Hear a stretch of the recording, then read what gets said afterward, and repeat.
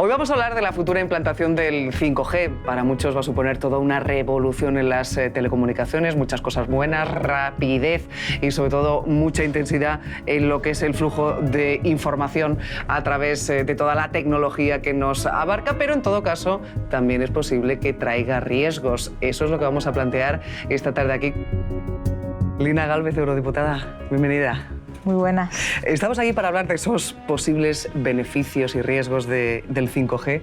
Yo, Lina, si te pregunto, ¿qué va a suponer el 5G en el día a día de los españoles, de los europeos? ¿Cómo me lo traducirías? Sobre todo yo creo que tendremos mejores servicios, sobre todo en el ámbito urbano. Luego veremos a ver cómo eso llega a las zonas rurales. En principio debería también llegar y es una de las cosas que estamos trabajando, precisamente que no haya exclusión de nadie en el acceso a estas tecnologías, pero deberíamos de tener muchos mejores servicios. Posiblemente estos servicios serían muchísimo más eficientes. Serían también con menor consumo energético, lo cual es muy importante, sobre todo ahora que estamos hablando del New Green Deal y demás. También en sanidad nos podríamos también beneficiar, por ejemplo, bueno, pues de que un cirujano o una cirujana buenísima en otro sitio nos puedan operar, porque precisamente lo que va a permitir esta tecnología es que se conecten aparatos en tiempo real, ¿no? O, por ejemplo, bueno, pues con los transportes especialmente, con el coche autónomo, ¿no? Muchas cuestiones yo creo que nos vamos a beneficiar, ¿no? Sobre todo pues esa rapidez, ¿no? Y sobre todo, bueno, pues que se van a conectar, ¿no? Pues estos aparatos, eso será una cosa buena. Seguramente va a permitir que esa preocupación que existe a día de hoy por la despoblación, precisamente mucha gente que sale de los pueblos y se traslada a las grandes ciudades en busca de oportunidades, ¿puede servir y ayudar a la España vaciada? Es decir, ¿va a llegar? ¿Va a ser una realidad? Ojalá. Pero yo creo que esa es una tendencia global, digamos, a la concentración de la población en las ciudades, una tendencia global con mucho empuje. Se calcula que prácticamente el 70% de la población mundial en el 2050 va a vivir en ciudades, ¿no? Puede que, bueno, pues haya un cierto porcentaje de la población que se reinstale en el campo, que decida criar allí, que decida, bueno, y que con el acceso precisamente con el 5G, pues pueda tener acceso a vender los productos que haga con mucha mayor facilidad o, por ejemplo, bueno, pues a trabajar de manera remota, ¿no? Sí. ¿Hasta qué punto eso va a suponer un freno a la despoblación?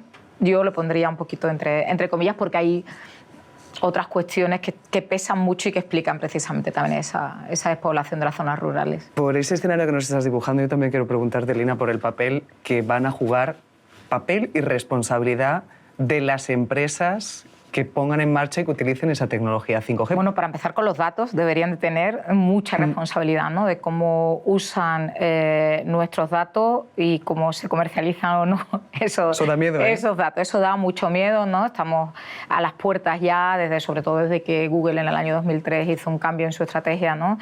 Hacia un capitalismo de la supervisión, ¿no? Realmente está basado en la anticipación incluso de cómo nos vamos a comportar y de qué queremos, ¿no? Y eso comercialmente, desde el punto de vista de las empresas, puede tener un poder muy grande, ¿no? Ahí también pues está el papel nuestro de la ciudadanía y de los parlamentos, ¿no? Como representantes de la ciudadanía, bueno, pues a poner de alguna manera límites a eso, ¿no?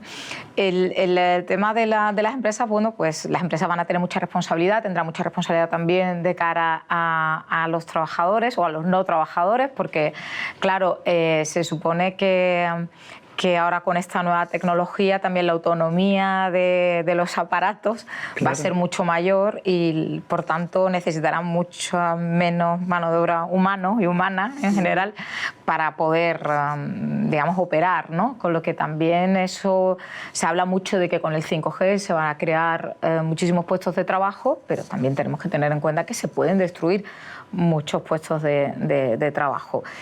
En la balanza, pues todavía no lo sabemos. Si lo miramos históricamente, otras revoluciones, grandes revoluciones tecnológicas han supuesto, digamos, un aumento de los puestos de trabajo de manera neta.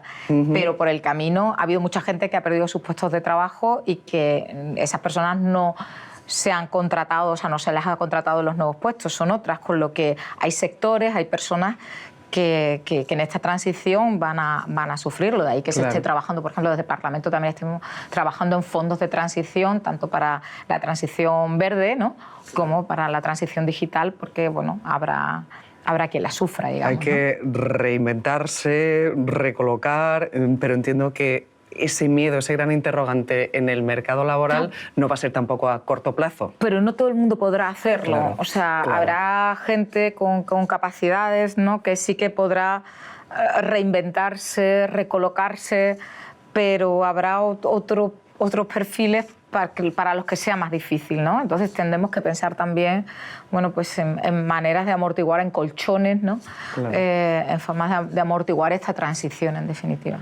Bueno, yo pensando en lo mío, cada uno piensa en lo suyo, pero en ese reinventarse los profesionales de la información entiendo que también pueden tener otra ventana completamente nueva, con puestos de trabajo completamente nuevos y seguramente a desarrollar, ¿no?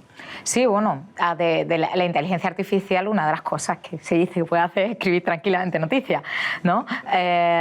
Opinión no tanto. Entonces, bueno, pues ahí es donde quizás estará las cuestiones. Quizás ahora mismo en las redacciones pues harán falta personas con habilidades técnicas que a lo mejor pues más periodistas puros, que también necesitaremos los periodistas puros, porque una cosa que nunca nos podemos olvidar, que yo creo que es muy importante para los medios de comunicación, que cualquier noticia necesita un contexto, ¿no? Y quizás eso es un medio público. Eso pues, no te lo va a dar una máquina. No te lo va a dar una máquina, pero sí lo van a dar.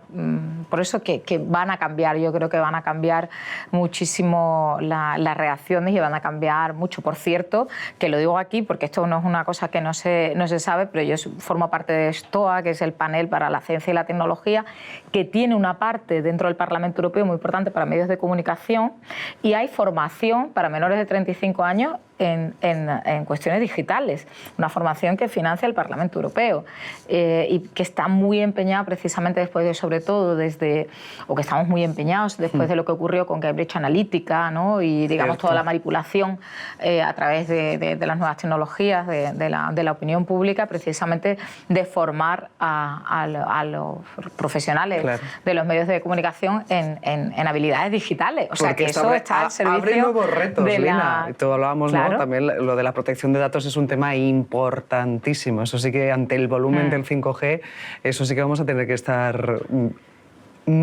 pero que muy pendientes y muy de cerca. Cuando hablas por ejemplo, con las grandes empresas tecnológicas, ¿no? Pues le dices, bueno, pero es que tenéis sesgos de género, tenéis sesgos raciales en el reconocimiento facial, ¿no? Es que estamos trabajando técnicamente cómo solucionarlo, y sí, bueno, están claro. Pero es cierto que aunque se solucione toda esa parte técnica, hay un riesgo muy grande y una línea muy delgada de vulneración de los derechos fundamentales de las personas, sobre todo con el reconocimiento facial. Por ejemplo, ahora el 5G, bueno, pues permitirá una gestión de imágenes rapidísima, y bueno, nada más que hay que ver ahora mismo las manifestaciones, por ejemplo, en Hong Kong, porque van con la cara tapada. Hay mucha gente que le preocupa. Hemos hablado de la protección de datos, pero yo recordaba el momento en el que aparecen los teléfonos móviles y aparecen las primeras antenas de telefonía. Hay preocupación, hay ciudadanos que dicen ¿es posible que las radiaciones electromagnéticas puedan generar algún tipo de problema en la salud? Evidentemente, este debate con el 5G vuelve otra vez. ¿Puede provocar? ¿Qué sensaciones tenéis cuando habláis con expertos? Pues hay ya algunos estudios que digamos, nos están diciendo que sí, que puede haber un mayor riesgo, una mayor exposición. Tampoco son estudios concluyentes, ¿no? Lo que, desde luego, desde el Parlamento estamos muy atentos de lo que, digamos, de los estudios que se vayan haciendo, pero claro, es una tecnología que se está probando ahora mismo, ¿no? Entonces se necesita todavía saber un poco más, y por supuesto siempre la salud de las personas y el no poner a las personas en riesgo va a ser un objetivo primordial y fundamental por encima de cualquier otro, ¿no? Decíamos, esto vamos un poquito de puntillas todavía, pero seguramente esto se va a acelerar. ¿Con el 5G tú te ves con un coche volador de aquí a unos años? Yo sí, yo soy súper tecnooptimista, vamos, yo me pienso en... Sí. ¿Por qué no? O sea, yo creo que la tecnología en sí misma no es ni buena ni mala. La tecnología es cómo la usemos, y y socialmente y, digamos, comúnmente cómo la controlemos, cómo seamos capaces de que esa tecnología trabaje por el bien común, por el bienestar de la mayor parte de las personas y no para que aumente los beneficios o la capacidad de control y de poder de unos pocos. Eso es lo que tenemos que conseguir. Ese es el punto principal, que la tecnología funcione para el bienestar de la mayoría. Y para eso, bueno, yo por lo menos es una de las cosas por las que he ido al Parlamento, para trabajar precisamente de esta manera, ¿no? Y ese es vuestro compromiso de una tecnología que, como decíamos, va a cambiar nuestras vidas y nuestro día a día, que ahora asoma un poquito, pero con la rapidez que va esto, pues seguramente de aquí a unos añitos casi ni reconoceremos nuestro entorno. Sí, porque al final esto tiene impactos muy grandes también en el día a día. Ya claro. Lo tiene, o sea, simplemente ya desde que tenemos los smartphones, ¿no? Lo tiene incluso en la manera de cuidar, incluso en la misma familia, ¿no? O sea, la microorganización que tenemos ahora con los niños, con la conciliación, era imposible antes, o incluso el cuidado en la distancia de los padres mayores, ¿no? ¿no? Poder verlos, ¿no? Con una videoconferencia no es lo mismo que antes cuando lo llamabas una vez a la semana, ¿no? Hasta esas cosas, ¿no? Todo realmente... todo cambia, ¿no? Pero esperemos que cambie para bien. Y que cambie para bien, y así que no vamos a... Yo soy una tecno-optimista como tú, así que si quieres quedamos aquí a unos añitos y analizamos lo que pensábamos ahora y cómo... Pero en un coche de estos que vuelan. Volando, yo contigo. Claro, totalmente. Lina, un placer. Muchísimas gracias. Muchísimas gracias. Gracias.